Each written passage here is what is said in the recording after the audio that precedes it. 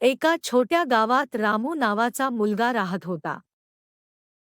त्याचे वडील लहानपणीच गेले होते, त्यामुळे त्याची आईच त्याच्यासाठी सर्व काही होती. आई दिवसभर लोकांच्या घरी काम करून रामूला शिकवत होती.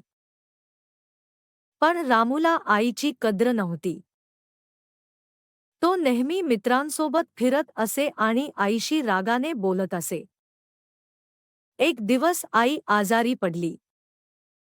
घरात पैसे नव्हते. रामूने पहिल्यांदाच आईला काम करताना पाहिलं आणि त्याला कळलं की आई किती कष्ट करते. तो लगेच कामाला लागला.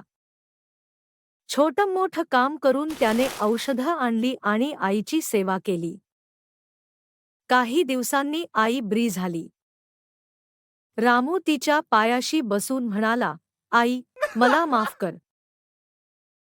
मला आता तुझं मोल कळलं."